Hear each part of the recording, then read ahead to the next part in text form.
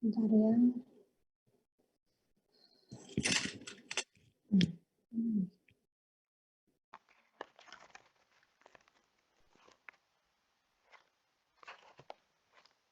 Satu Juni.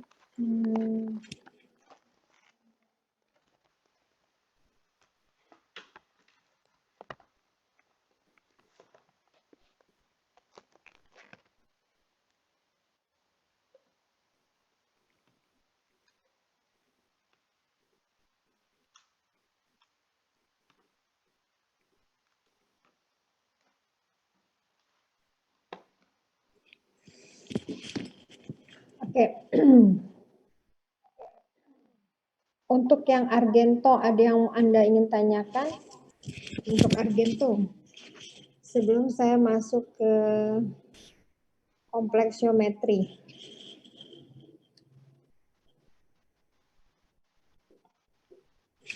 Ada yang mau ditanyakan? Tidak ada? Oke, kalau tidak ada coba saya review dulu ya, Argento ya. Coba saya review dulu. Siva Mardotilah ada? Siva Mardotilah, oke. Nah, pada argentometri ada jenisnya ada berapa ya, Siva? Ada 3, Bu. Apa aja ya? Apa saja jenisnya? Hah? Ya, kira-kira apa saja? Udah saya sakit kok. Ada mor, Apa saja? Fayan, Ya. Apa aja?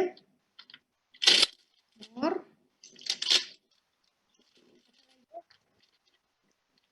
Coba, Siva Mardotilah ada? maaf Bu, ada kendaraan Kenapa? tadi Bu. Ada mor, Fayan, sama Volhard Bu. Oke, sekarang kalau yang di Volhard itu mengapa dalam suasana asam titrasi dilakukannya? Kalau kan beda tuh kalau mor dan Fayan sama, tapi beda nih kalau di Volhard suasananya kondisinya asam. Mengapa pada saat titrasi kondisinya asam pada jenis Volhard?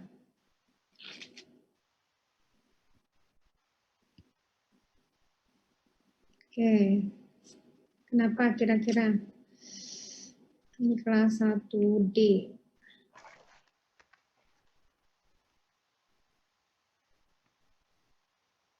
Oke. Kenapa? Hasbi Azikri, ada Hasbi?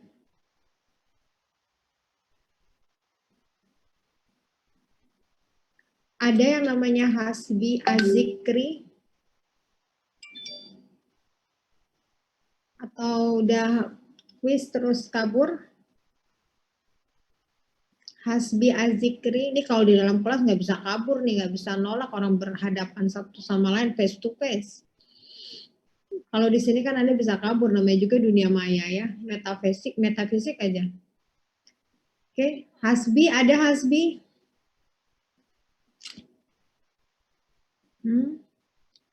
Nggak ada informasi di chat kok. Hasbi? Dengar? Suara saya kedengaran nggak ya? Oke, kalau tidak ada dipanggil, saya anggap tidak hadir hari ini ya. Oke, walaupun nanti ada kuisnya, ya saya tidak akan nilai. Herta Santi Monica, ada? Herta Santi Monica. Ini benar 1D apa bukan? Jangan-jangan nyusup. Ada namanya Herta Santi Monica?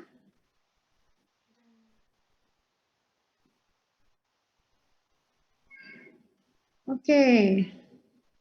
Hari ini dianggap 0. Jessica Giovanni.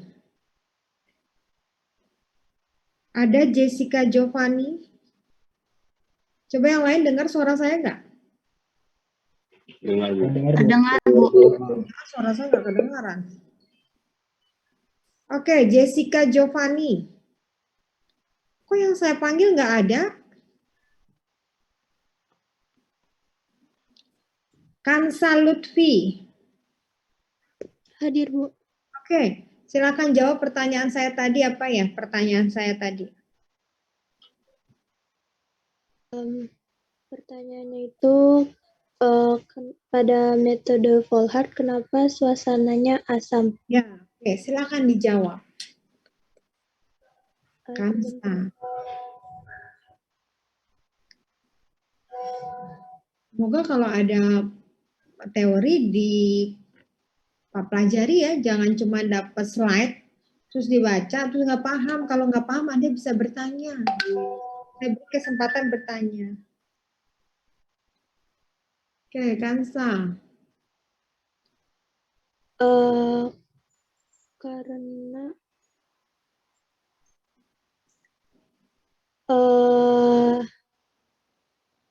Karena jika larutan analit bersifat basa, maka akan terbentuk endapan Dari OH3.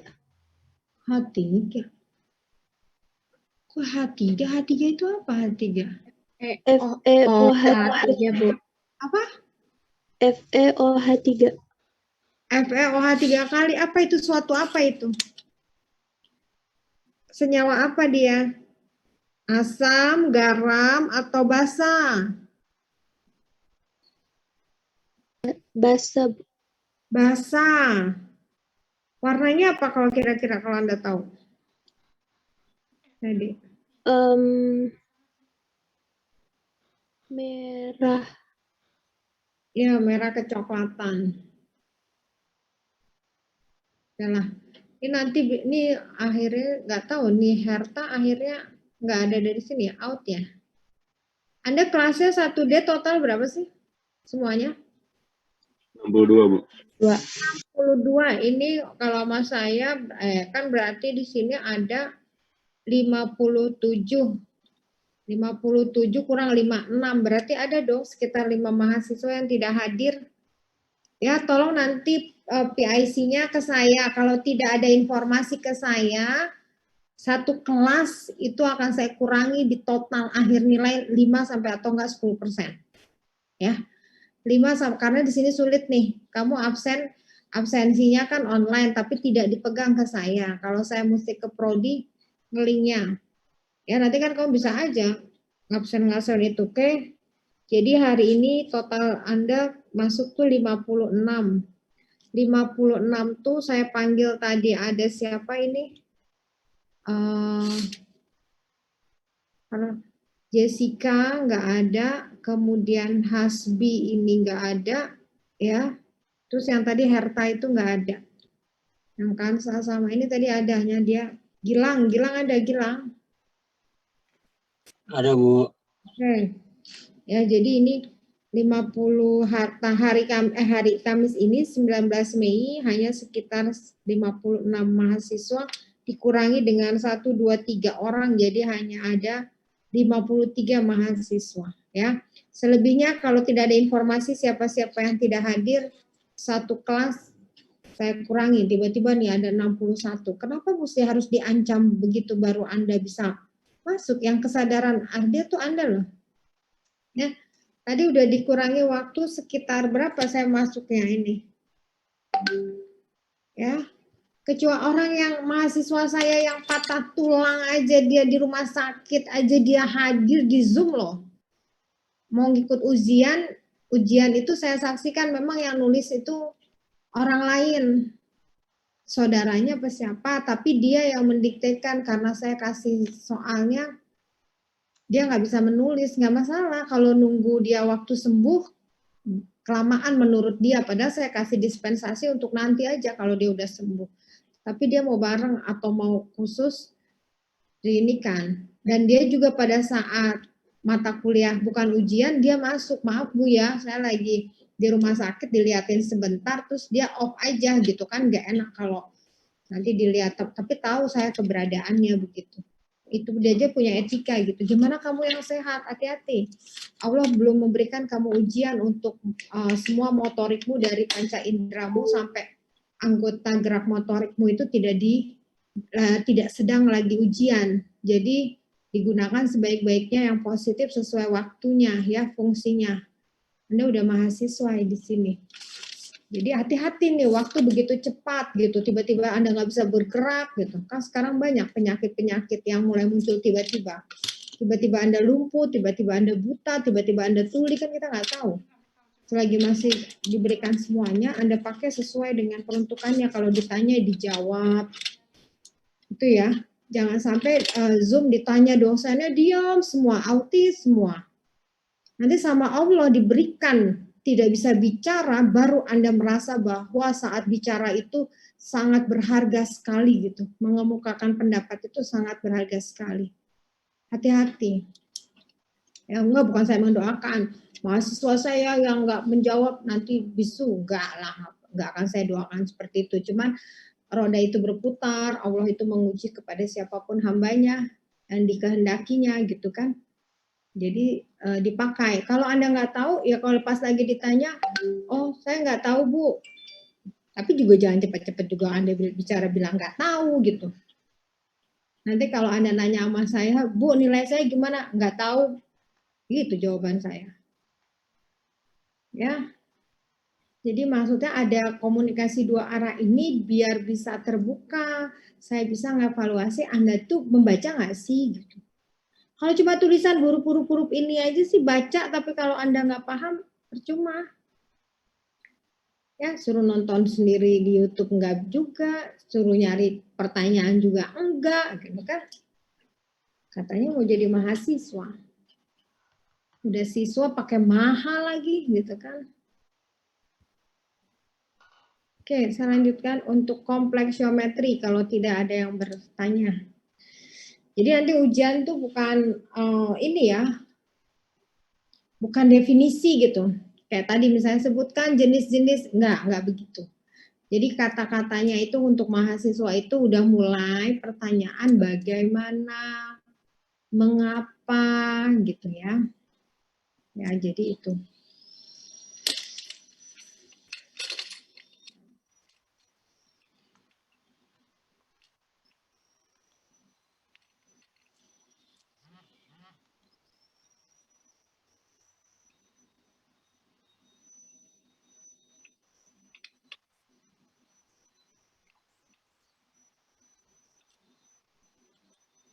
Oke.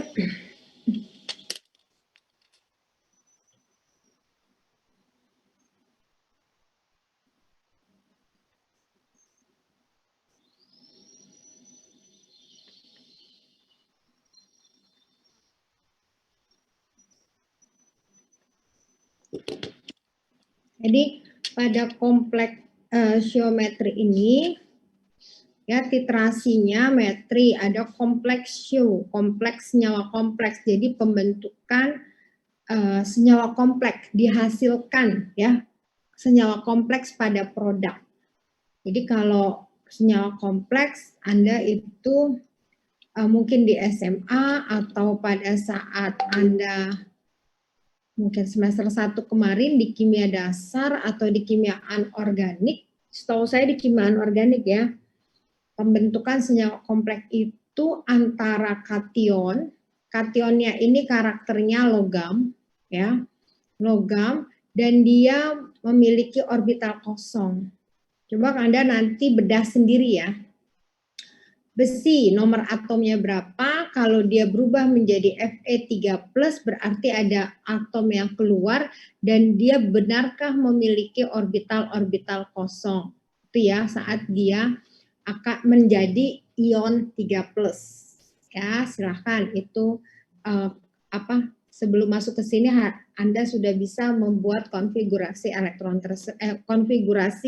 elektron sehingga Anda tahu ada orbital-orbital kosong.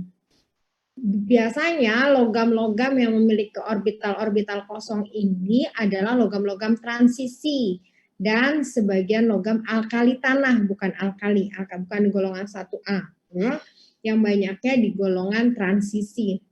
seperti tembaga, platinum, perak, fero gitu ya, timbal, kadmium, seng, dan lain sebagainya, logam-logam transisi. Dia memiliki orbital kosong.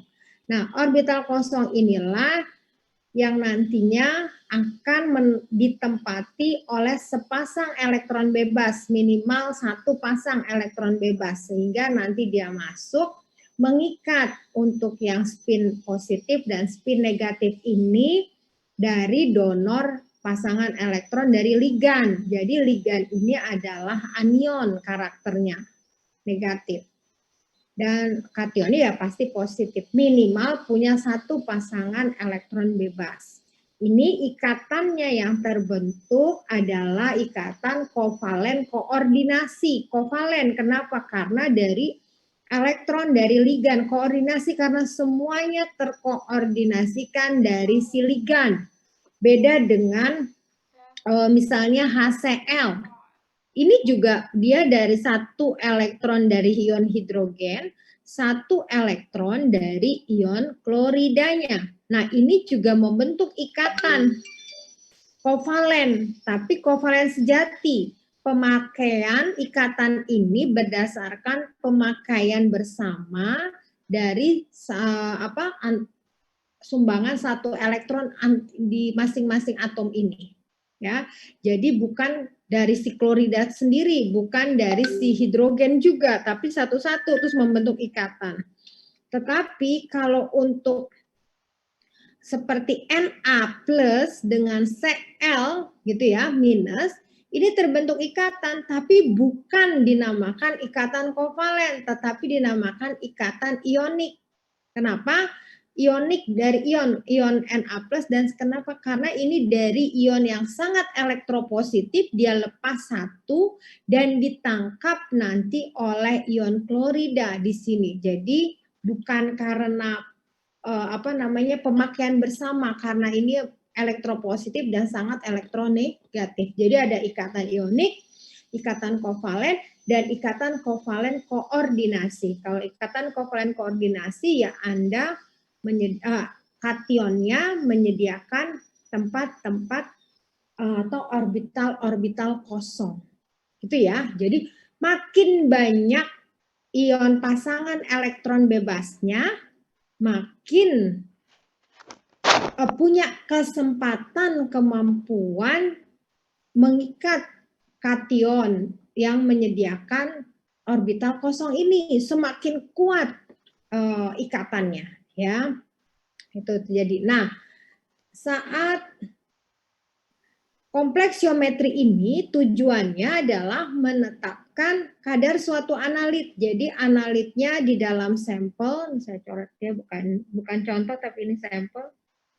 Berdasarkan pembentukan senyawa kompleks antara titran dan titratnya. Kalau misalnya ya, di titratnya ini adalah kation, maka titrannya adalah anion atau ligan. Tapi kalau seandainya di titratnya itu anion atau ligan, maka titrannya adalah kation. Yang jelas ini adalah mempertemukan antara kation yang memiliki orbital kosong dan anion yang memiliki pasangan elektron bebas. Ya, jadi nanti bisa saja analitnya anion ataupun analitnya kation. Ya, jadi kalau analit yang mau kita cari kation, titrannya anion ligan. Kalau analitnya nanti kation, ya anion, maka titrannya kation. Ya, jadi itu. Jadi bisa saja. Larutan standarnya bisa ligan, bisa kation, karena ligan dan kation bisa sebagai nanti penitar. Syarat mutlaknya adalah ligannya harus kuat, gitu ya. Kationnya juga merupakan kation standar, maksud larutan standar juga yang karakternya kuat juga, bukan kation yang lemah, gitu ya. Kemudian indikatornya dinamakan indikator logam. Kenapa dinamakan indikator logam? Walaupun kita menggunakannya senyawa organik gitu ya, karakternya mungkin kita nanti lihat asam atau basakah atau netral. Jadi eriote ini organik, kalmagit ini organik, mureksit ini juga organik. Tetapi kita nyatakan dia indikator logam. Karena eriote, kalmagit, dan mureksit wajib bisa berikatan dengan logam yang ada di dalam larutan uji tersebut sehingga membentuk senyawa kompleks juga. Jadi senyawa indikatornya ligan, gitu ya. Nanti ada juga penitarnya bisa juga ligan, gitu kan? Ya, atau yang dicari anion. Kemudian indikatornya ligan, yang jelas ini indikatornya juga ligan. Ya. Titik akhir titrasi di sini ditandai perubahan warna larutan karena terbentuknya senyawa kompleks antara indikator dengan logam ataupun logam dengan ligan penitar itu sendiri. Jadi ada warna perubahan yang jelas karena terbentuknya senyawa kompleks. Senyawa kompleks itu ya pasti punya warna, tidak mungkin tidak memiliki warna, ya. Untuk rumus sama dengan yang asidi sampai argento, dia bisa menggunakan normal, bisa menggunakan molar. Jadi bisa saja nanti di sini ada miligrek, kalau di sini ya miligrek titrat misalnya, sebanding dengan miligrek titran, atau milimol di sini, titrat sebanding dengan milimol titran. Ya, jadi kalau perbandingan antara logam dan ligannya itu 1:1 koefisien dalam susunan reaksi kimianya, maka sangat bisa kita menggunakan molaritas atau mol. Karena bobot ekivalen setara dengan bobot molekulnya, ya itu dia. Jadi bisa saja nanti molar ataupun normal. Nah, jenis titrasi berdasarkan pengompleksnya ada dua. Ada yang pengompleks namanya anorganik, ligannya dari anorganik. Contoh ligan anorganik itu ada H2O, ini punya pasangan elektron bebas ada 2. Ada amoniak, dia punya pasangan elektron bebas pada N-nya 1 pasang. Ada klorida, dia punya pasangan elektron bebasnya kurang lebih 3. Kalau nggak salah paling banyak ini 3. Dimiliki oleh golongan halogen, ya halida di sini. Ini negatif. Ini muatan netral. Ada apa lagi yang dari, mungkin ada ligan sulfat, bisa ini juga ligan. Kemudian ada fosfat, ini juga bisa ligan gitu ya. Ini yang dari anorganik.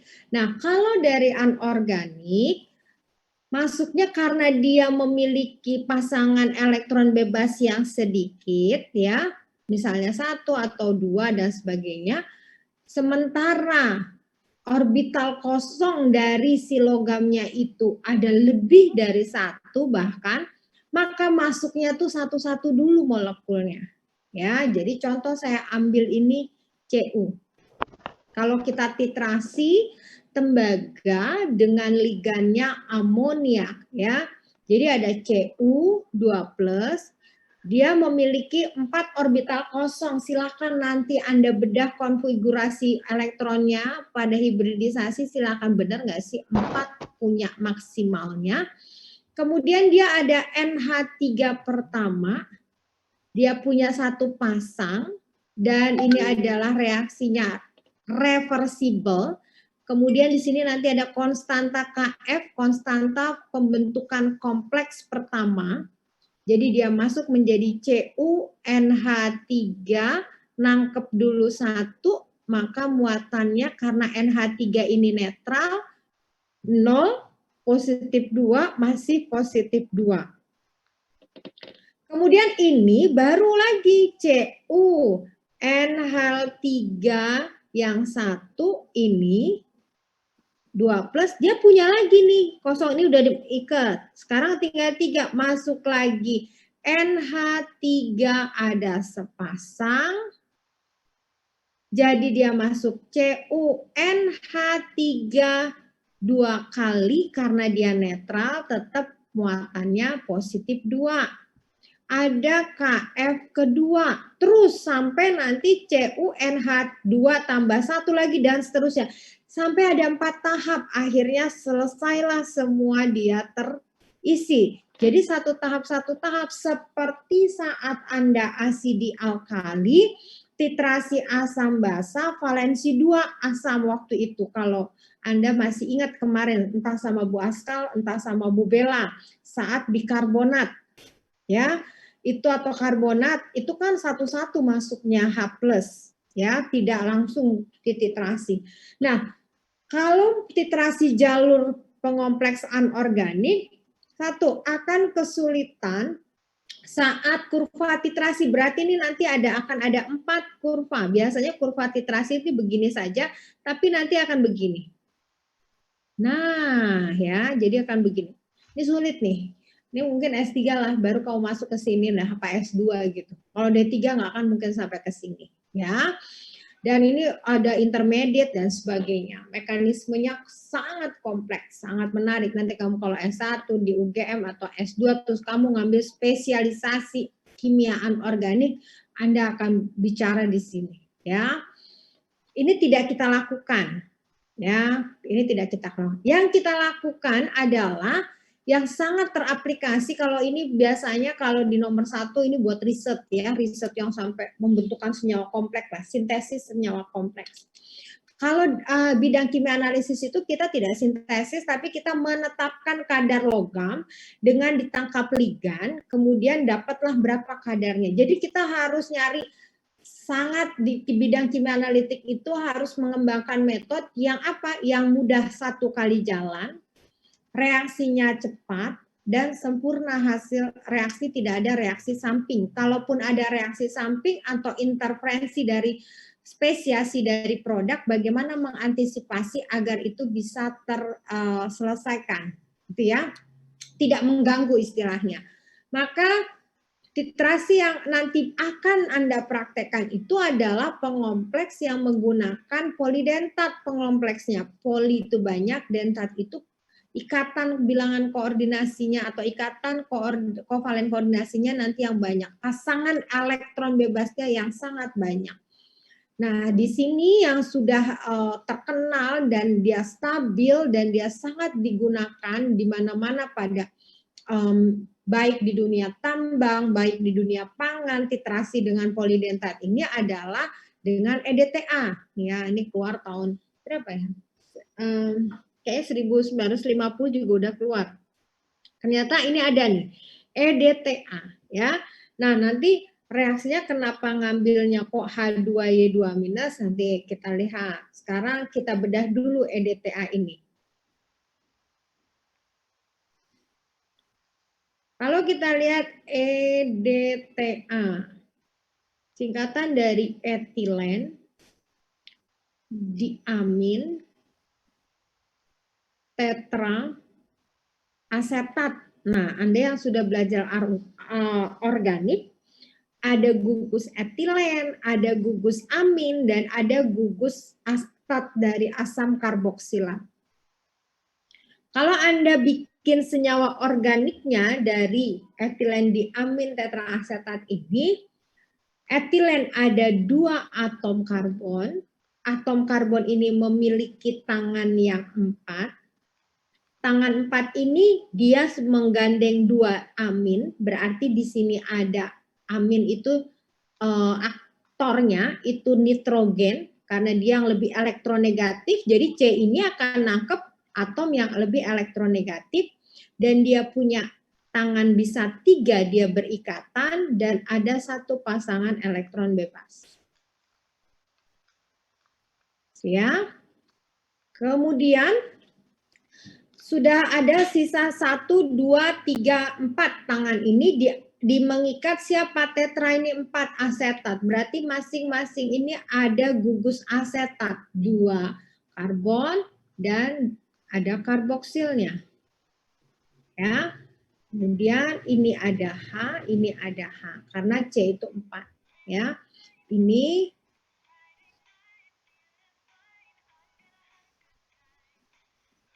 oke.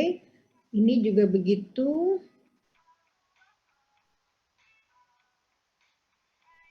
Sama juga. Ini 1, 2, oke. Oke, nah di sini ada H2 lah ya, di sini ada H2. Oke, kalau yang sudah sama H nggak akan bisa ternilai. Berarti ada apa? Di C ada di karboksilat yang asetat ujung-ujung ini ada atom oksigen. Atom oksigen ini memiliki 2 pasang elektron bebas. Sekarang Anda hitung, ada berapa pasang elektron bebas dari semua EDTA ini? Silakan. Hitung ada berapa?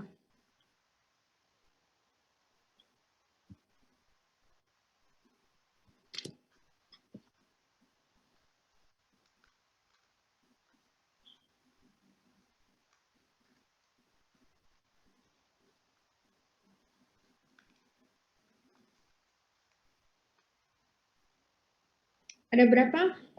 18 ya, Bu? Ya, berarti ada 18. 2 pasang dari nitrogen gitu ya. Masing-masing 1 pasang. Kemudian ada 16 dari oksigen. Karena dalam oksigen ada 2 dan ada 8 gitu ya. 2 kali 8, 16 tambah, 14 ya. Ini ada berapa sih? 1, 2, 3. 1, 2, 3, 4, 5, 6, 7, 8. 8 kali 8, 8 ya. Ini ada 2, ada 18, benar 18, benar ya? Ya, betul.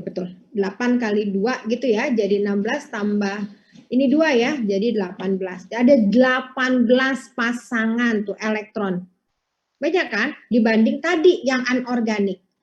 Nah, nanti pada saat ujian nggak mungkin saya suruh nulis kamu begini. Sekarang kita ambil saja karakter mana yang lebih kuat. Oke, perhatikan di EDTA ini. Ada amina, gugus amina ini ada sepasang, dia bisa menerima H+, jadinya dia sifatnya nanti bisa positif. Jadi ini suatu basa amina. Tapi saat dia masuk, ini mau masuk, susah halangan steriknya dari mana-mana nih ya. Jadi basa. Jadi untuk ke arah basa, untuk menjadi basa, dia harus perlu energi yang sangat besar untuk masuk.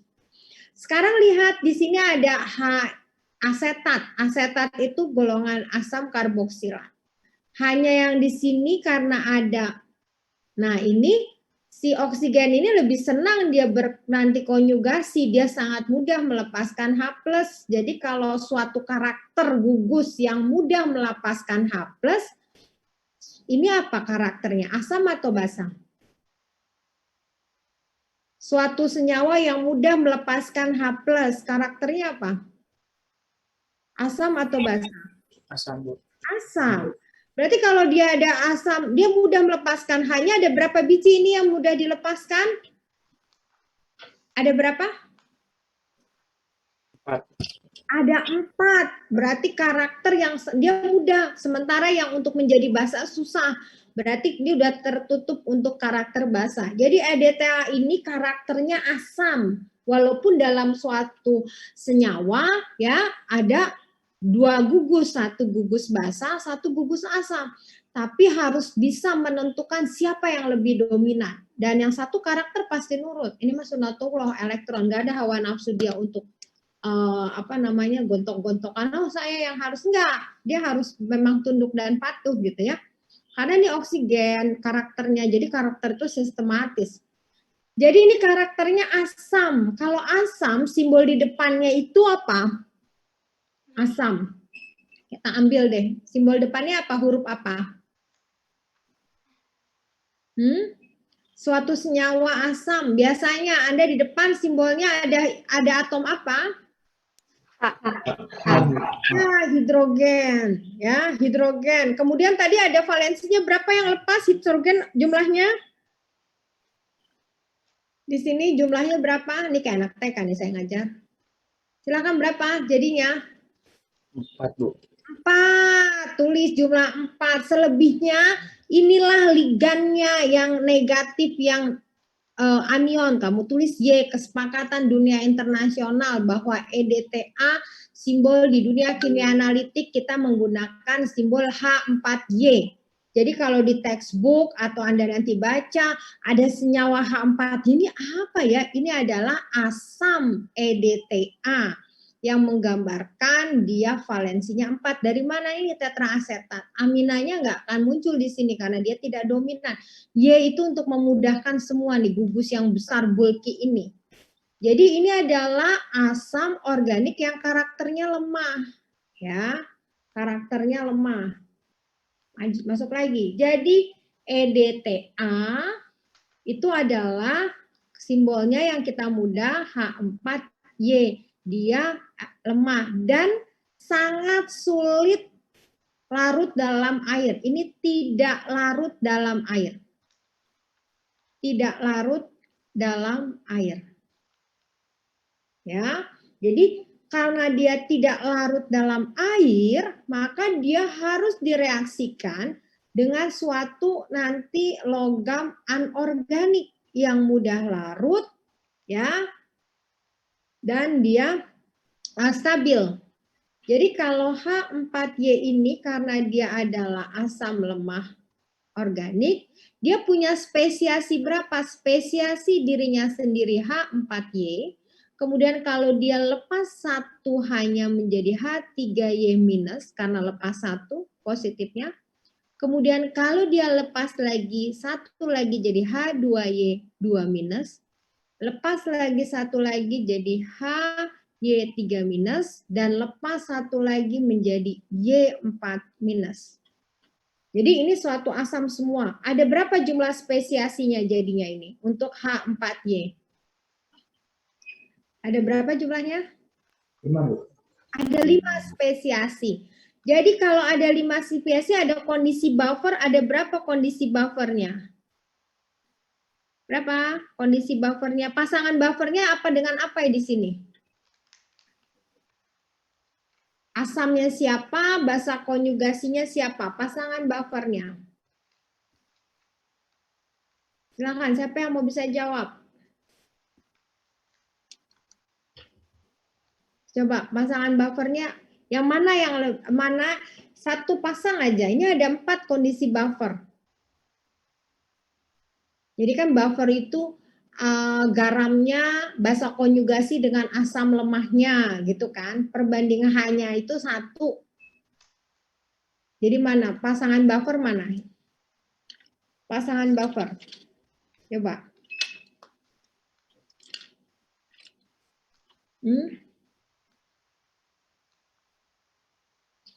Biasanya kan asam CH3COOH dengan natrium asetat, garamnya, itu kan? Itu kan CH3COOH-nya nggak ada, udah lepas, terus ada asamnya 1 berarti banding 1 kan? Jadi pasangan buffer yang mana? Karakter yang asam, terus kamu pilih basa konjugasi yang mana? Ini kelas 1 kok nggak ngerti buffer ya? Anda dari SMA bukan? H2Y2 sama CA bukan, Bu?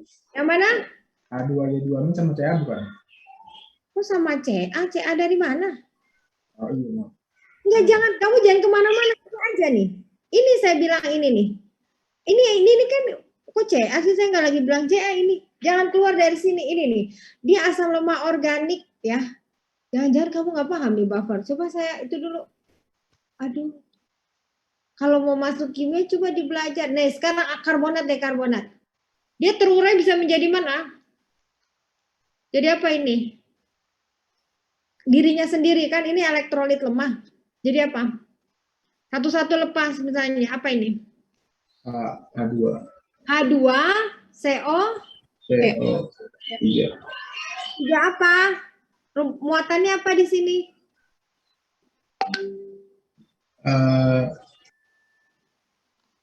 Negatif, Bu. Min. Pokoknya gini, ini kan lepas 1 nih, minus H+.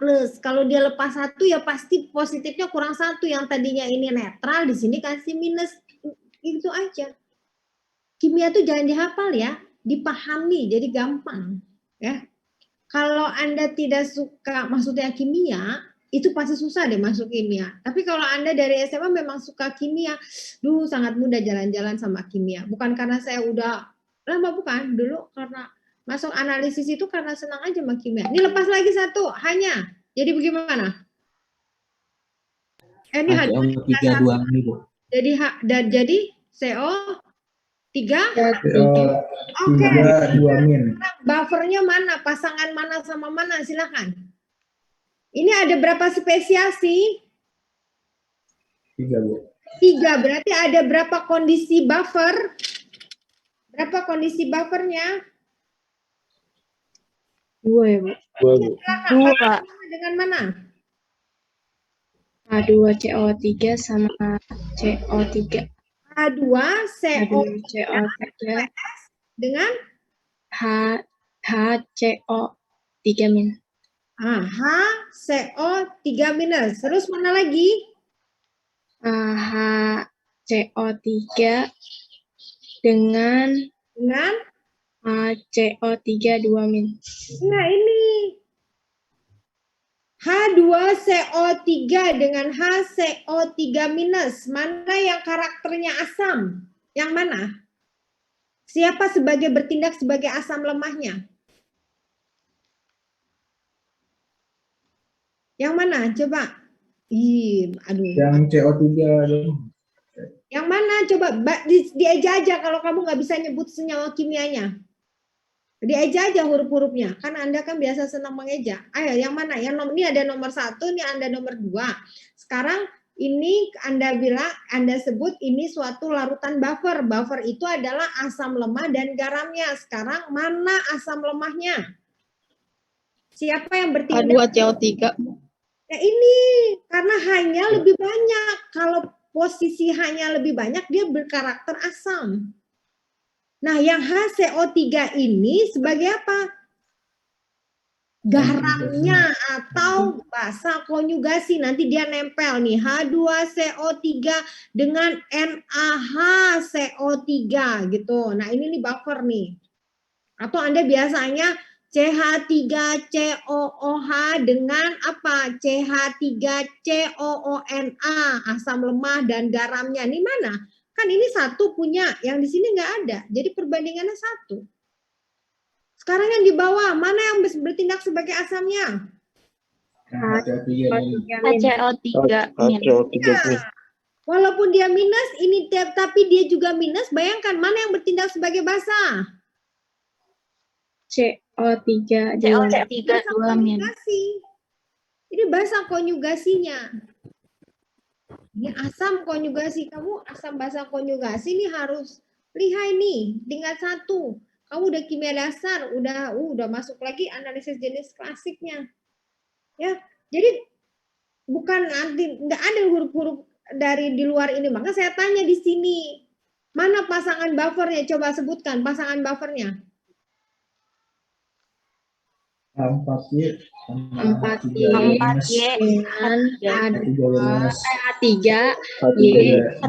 min. Anda nih ya, kalau Anda cermat, ini udah saya tulis nih 1, 2, 3, 4. Berarti kan kondisi buffer pertama, kondisi buffer kedua, kondisi buffer ketiga, kondisi buffer tuh keempat gitu. Nih. Seperti halnya kalau di anorganik, kalau saya nulis misalnya H3PO4 VS PO4 3-, benar nggak ini buffer? Ini buffer nggak? Ya. Kok iya sih? Enggak Bu, karena 3. Kan fosfat asam lemah, nah kan? Jadi harusnya dengan siapa? H3PO4. Dengan siapa? H2PO4 berapa minus? -1. Coba kamu buka lagi deh soal-soal SMA. Nanti kamu udah kuliah tingkat 1, begitu buka soal UMPT UTBK atau apa ya, atau kamu sekalian soal-soal yang 3 SMA itu, kamu itu kimia tuh tinggal ngeliat aja, tinggal tunjuk-tunjuk tuh jawabannya, karena karakternya kamu udah tahu gitu.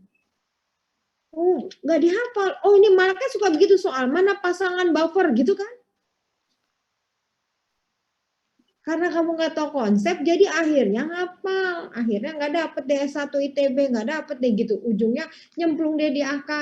Daripada saya nggak kuliah, nggak masalah nyemplung di AK. Walaupun awalnya Anda merasa tidak bisa dapat S1. Tapi di sini Anda harus paham gitu.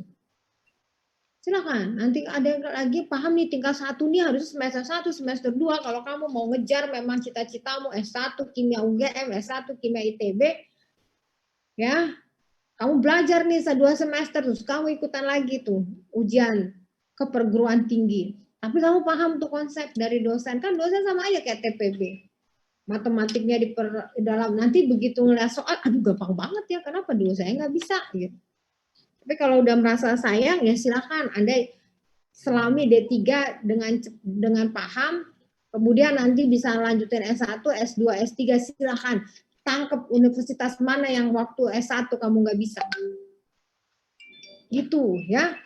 Nggak menutup kemungkinan. Dah, semua 3 universitas, UI, ITB, UGM, Jabani masuk semua, masih punya peluang S1, S2, S3. Ya, atau Undip. Itu kan saya gitu. D3 saya AK, S1 saya UGM, S2 saya UI, S3 saya ITB, kan bisa aja. Jadi, tapi asal paham konsep gitu kan. Terus yang penting masuk lulus ujian, masuk dan bisa keluar cari kuncinya gitu. Cari kunci pintunya. Ya. Oke. Ini ada tadi mana ya? Oke, tadi ya, saya lanjutin lagi. H4Y itu tadi ada H3Y minus gitu ya, ada H2Y 2 minus, ada HY3 minus dengan Y4 minus gitu ya. 1, 2, 3, 4. Nah, ada 5 spesiasi, ada ke kiri dan ke kanan. Kalau ke arah kiri, dia akan sifatnya asam.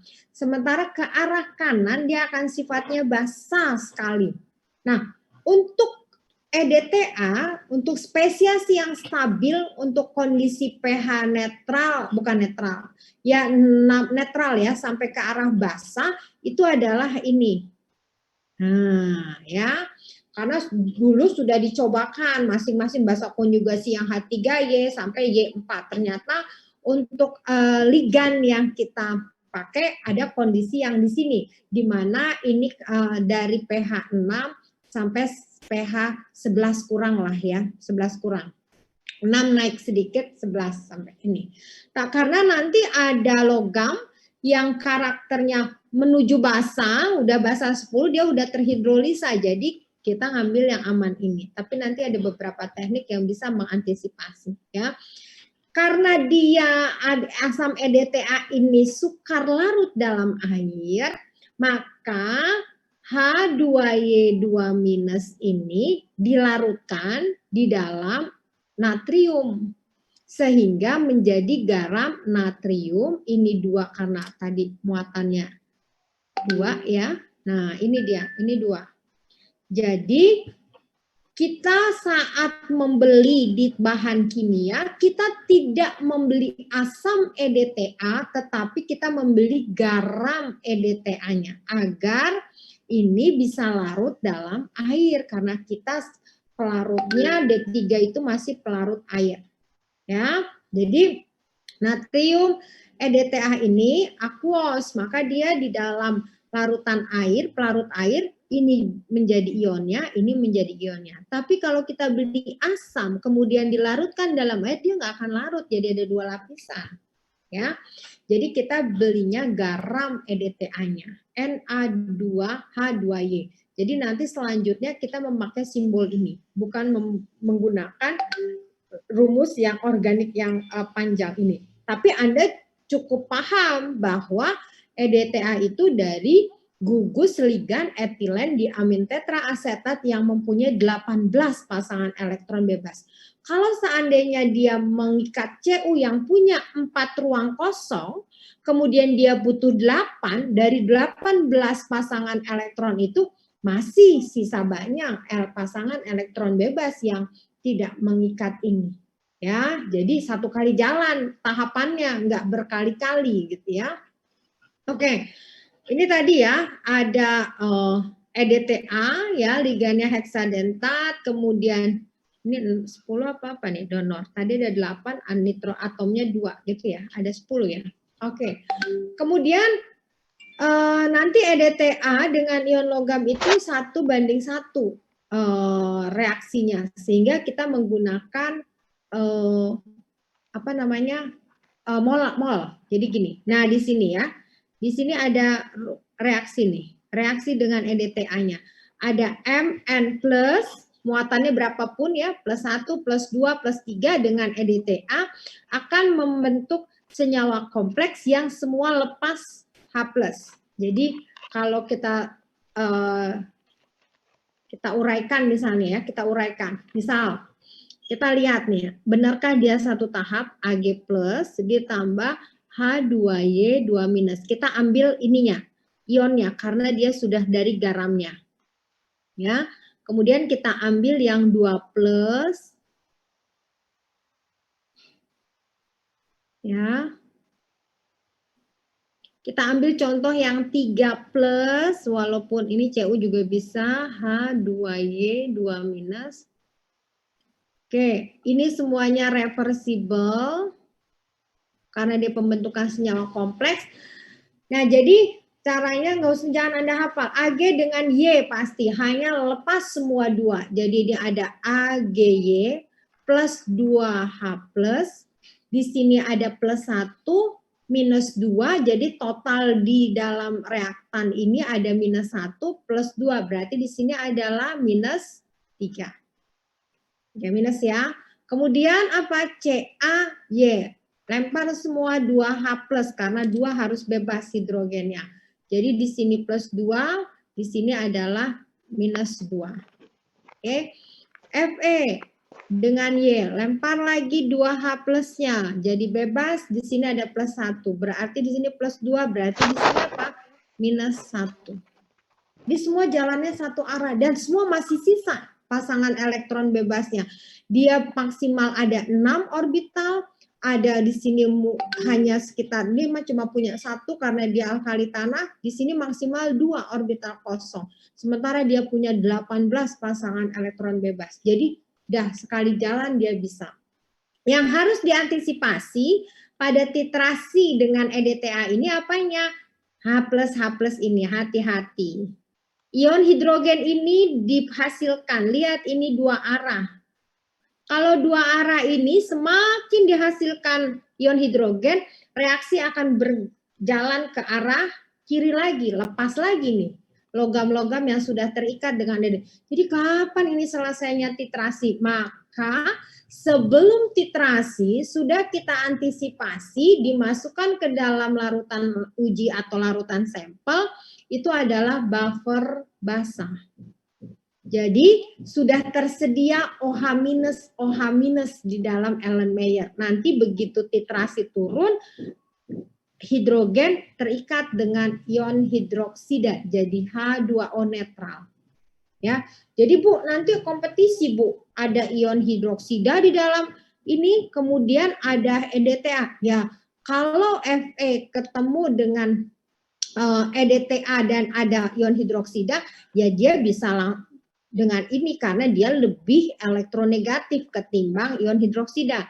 Tapi hati-hati, kalau dia belum turun, pasti ini kemungkinan akan terbentuk. Maka nanti bisa bukan teknik secara langsung. Nanti ada jenis tekniknya, gitu ya. Kalau dia ion-ion ini adalah hidrolisa seperti ini. Wah, di dalam Erlenmeyer udah ada OH-, buret belum saya buka untuk turun H2, belum H2Y2. Dia udah menjadi AgOH karena terhidrolisa, FeOH karena juga terhidrolisa. Nah, ini sebenarnya tidak boleh terjadi. Bagaimana nanti mengantisipasinya? Gitu ya. Oke, itu yang harus kita perhatikan pada saat titrasi dengan EDTA. Jadi pH sangat berpengaruh. Ya, pengaruh ini kondisi di sini pengaruh pH pada titrasi kompleksiometri karena kita menggunakan ada PDTA yang hasilnya ada ion hidrogen. Kenapa kita juga tidak menggunakan Y4- karena dia sangat basa sekali gitu ya. Maka kita tadi mengambil yang tengah-tengah.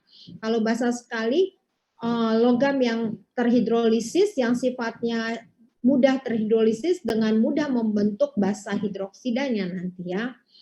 Jadi pada saat titrasi harus diberi buffer sesuai dengan pH larutan tersebut. Misalnya kalsium, magnesium, pH minimumnya dia bergerak atau pada kondisi pH 10, maka diberilah buffer pH 10 untuk mengantisipasi atau menyerap atau mereaksikan ion hidrogen yang dihasilkan pada produk titrasi dengan ion hidroksida yang ada pada larutan tersebut yang dari larutan buffernya. Ya. pH terlalu tinggi, nah ion-ion ini mudah terhidrolisa. Nah sekarang indikator logam. Indikator logam adalah dalam titrasi kompleks geometri dengan EDTA ini harus tadi syaratnya memberikan perubahan warna. Perubahan warna ini bukan karena perubahan pH ya, karena pembentukan senyawa kompleks dari logam dengan indikator. Ya, warnanya harus jelas. Contohnya yang akan kita pakai itu adalah Aereo Black Tea. H3in. Nah, kalau ada simbol H3in, ini karakternya asam atau basa ya? H3in. Asam. Asam. Dia asam organik atau anorganik ya? Asam organik atau anorganik kah H3in? Kalau asam anorganik itu apa saja? Silahkan sebutkan. Asam anorganik yang Anda ketahui ada apa aja? Asam sulfat. Hah? Sulfat. Asam sulfat, apa lagi? Asam klorida. Asam klorida, apa lagi? Anorganik, asam apa lagi? Asam nitrat. Asam nitrat, itu kan asam fosfat, banyak banget ya. Asam bromida, ini kan nggak dengar kamu, H-in tuh nggak akan ada, H3 ini asam apa gitu. Asam organik ya Bu? Iya, asam organik karakternya lemah. Kalau H3in, asam organik lemah, dia ada berapa spesiasi? Ada berapa spesiasi H3in? 4 ya Bu? Ya, 4. H3in. Jadi kalau dia keluar jadi H2in negatif. H-in 2-. Jadi ada lagi apa ini? Ada in 3-. Nah, ini tadi kan kita karakternya ini jangan terlalu basah ya. Jangan terlalu basah, tetapi dia masih ada karakter yang lebih basah dari EDTA-nya. Maka kalau ini terlalu asam, ini terlalu basah, maka kita akan menggunakan yang ini. Nah, ini sekitar pH juga 6 sampai untuk 11. Ya, karena tadi EDTA-nya adalah H2Y2-.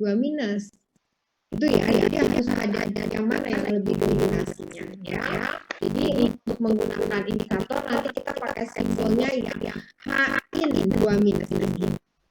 Ya, pH dari 6 sampai 11. Ya, ini yang kita pakai nih buat CaG dan seterusnya. Nanti bisa jadi ada tadi Rexit, ada Calmagit itu untuk beberapa logam-logam lainnya yang transisi. Ya, itu dia. Nah, pada saat titrasi berlangsung, ya itu harus tadi di dalam elemen ini harus ada reaksi satu indikator dengan logam. Kedua, kalau dia titrasi langsung berarti di sini begitu turun EDTA dengan logam yang dititrasi. Yang terakhir ya indikator logam dengan si EDTA-nya, gitu ya. Nah, contoh nih ya, contoh titrasi misalnya saya ambil titrasi ada CA, kesadaan air, CA2+. ya. Di dalam ini ada CA2+, kemudian sorry di bawahnya deh, jadi biar kelihatan. Ini ada H2Y2-, saya kesadaran air itu ada CA2+. Kemudian masuklah indikator tadi H-2-, itu ya. Kemudian ada buffer basah, berarti di sini ada OH-. Nah, sebelum dia turun, ya yang pertama awal reaksinya, Anda ngobrol aja di sini. CA ada 2 negatif. Oh ya, CA2+ dengan H-2-. Ini ada ion, ada kation. Jadi dia akan bentuk CA-in, lepaskan H+-nya, jadi minus. Ini tadi warna biru dan ini merah, ya. Ini merah. Kemudian apakah terjadi CA2+ dengan OH- menjadi basah CaOH 2 kali? Nah, ini tidak akan mungkin karena dia adalah elektrolit kuat, tidak ada KSP, kalsium hidroksida. Jadi ini pasti eksis kalau hanya interaksi saja dia reaksi, tapi sebagai ion-ionnya, berarti ini tidak akan terjadi. Nah, sekarang pada kenyataannya pada pH 10 ini si CA dengan H indikator ini merahnya itu sangat sedikit, nggak boleh cuma sekelas, itu nggak boleh. Seperti halnya misalnya asidi alkali KPPP, nggak boleh, harus jelas biru terang tajam dan merahnya merah jelas tajam. Sehingga kita butuh bantuan logam lain, gitu ya. Logam lain di CA, cari dalam susunan dan unsur logam yang bisa terikat kuat dengan H-2-. Ternyata Mg2+ bereaksi dengan H-2-. Jadi kita masukkan ke sini ada Mg. Nah ini baru dia tajam. Mg ikatannya lebih kuat ketimbang dengan CA-in. Ini merahnya ini sangat besar, ikatannya sangat kuat, dan ini sangat ikatannya lemah. Sekarang saya bertanya, mengapa ikatan Mg-in lebih kuat dibanding CA-in? Silakan, siapa yang bisa menjawab? Silakan, karakter pada susunan pada unsur satu golongan. Nomor atom yang kedua. Kaitan dengan nomor atom kenapa? Karakter apa yang bisa menyebabkan bahwa kok ikatan CA-in ini lemah, gampang putus ketimbang Mg-in? Nah, ini kuat sekali. Kenapa? Kira-kira.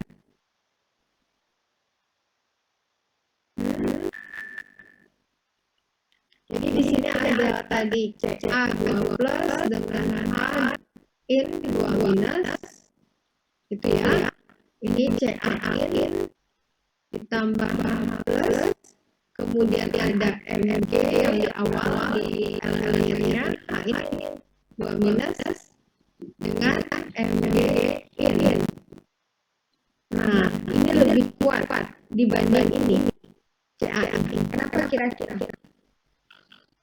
Ini awalnya, kalau Anda mau titrasi CA dengan EDTA, nanti pada saat reaksi, yang ini akan dengan siapa ini kan tidak terbentuk, maka yang pada saat reaksi CA2+ turun dari uret H2Y 2-. Ya, lepaskan CA ikatan dengan Y, dan ditambah 2H+.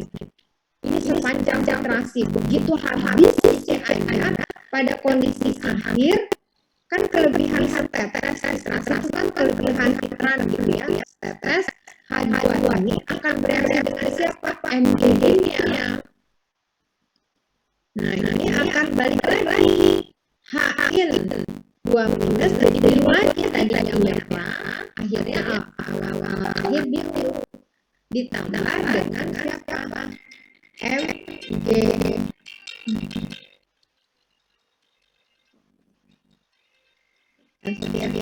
Mg Y 2- ditambah dengan H+, gitu Ini di akhir. Ya. Jadi si terakhir adalah membentuk kembali. Jadi MGY, kemudian HI-nya ini menjadi biru. Ya itunya. Bukan pertanyaan kenapa CA ini lemah ikatannya dibanding MGY ini. Kenapa harus dibantu jadi biru? Padahal kalau analisa MGY sih nggak usah dibantu, dia udah merah. Kira-kira gimana? Jadi sampai biru gitu. Kalau misalnya analisa MGY, nah ini analisa CA, jadi warna merah ini harus dibantu. Jadi gimana? Dari elektronikasinya Gimana elektronikasinya? ya dalam satu lembar pentas bisa. Artinya apa?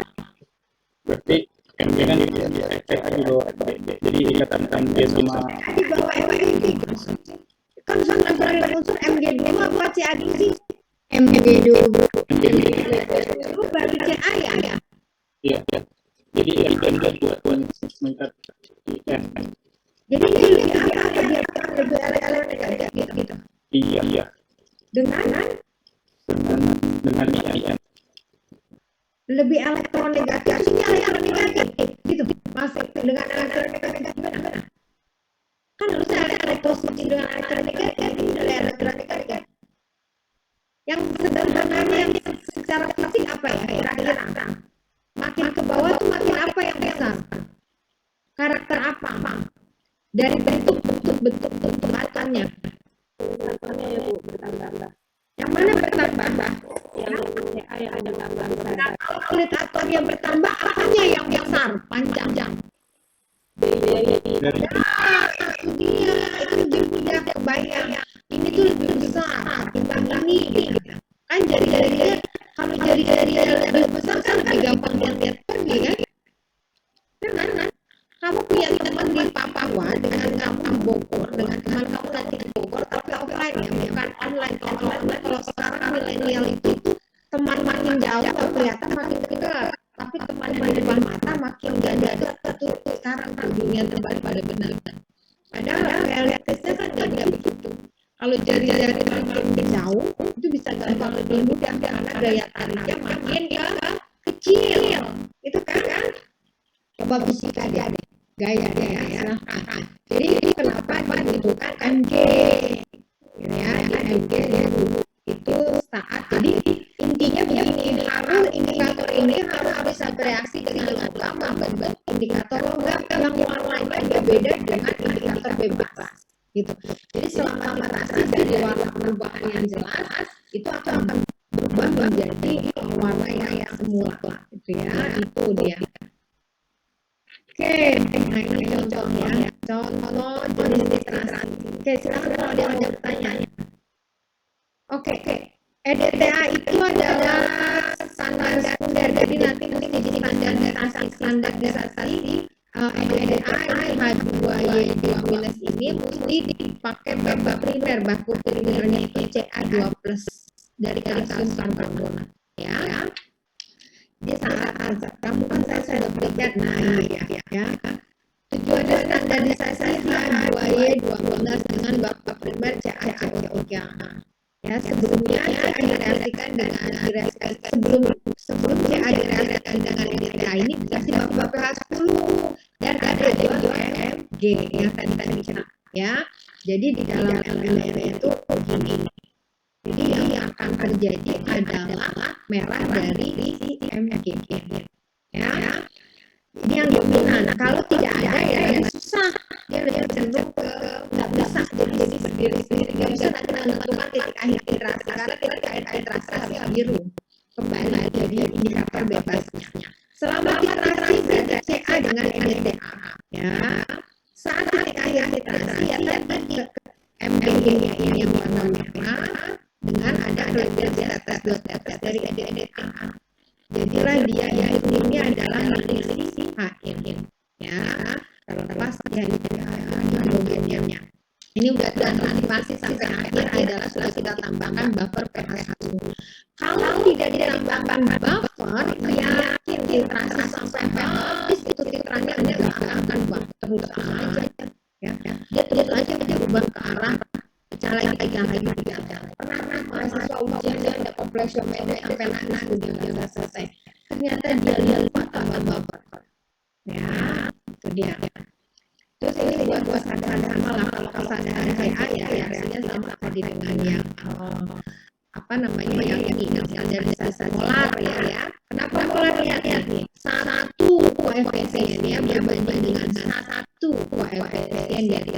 Jadi ini mol dan normalnya sama, BBM dan dari G-nya sama, sehingga Anda menggunakan molar saja ya. Oke, standar BA kali BA-nya ya, bukan BE. Kalau Anda tulis molar berarti BA. Kalau Anda tulis normal berarti BE. Itu harus konsisten. Oke, silakan kalau ada yang mau bertanya. Oke, nanti untuk yang nanti jenis titrasi ini kita pertemuan selanjutnya ya, ini harus pelan-pelan, tidak bisa cepat-cepat. Nanti ada saya jelaskan titrasi langsung buat apa, titrasi tidak langsung seperti apa, titrasi kembali pergeseran dan titrasi alimentary. Ada compression metrik terhadap alimentary itu ya. Oke, silakan kalau ada yang bertanya untuk compression metrik, intinya Anda butuh liga yang kuat. Sekarang yang kita pakai adalah dari pentah gitu ya. Bukan yang anorganik, karena anorganik ada beberapa tahap memang untuk D3 kita kenalkan yang EDA. Dan tidak lagi menggunakan lipid dan tidak lagi menggunakan cyanida dan sebagainya karena itu lebih B3-nya lebih lebih dominan gitu. Misalnya kita pakai ada yang itu pakai merkuri dan sebagainya, ada yang pakai cyanida dan sebagainya. Kita lebih environnya atau green solventnya yang ke arah organik tadi. Oke, ada yang bertanya untuk komplementasi? Ada yang bertanya?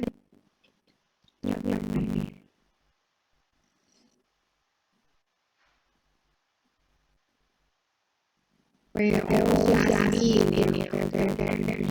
Makanya ada informasikan ya.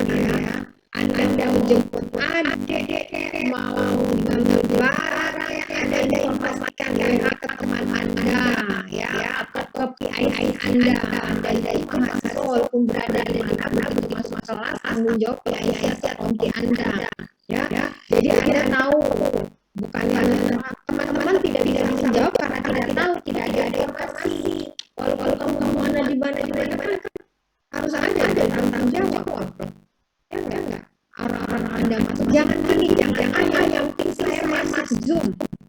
Tapi keberadaan Anda tidak ada jangan seperti itu. Nanti akhirnya kok ini dan sebagainya ada bukti.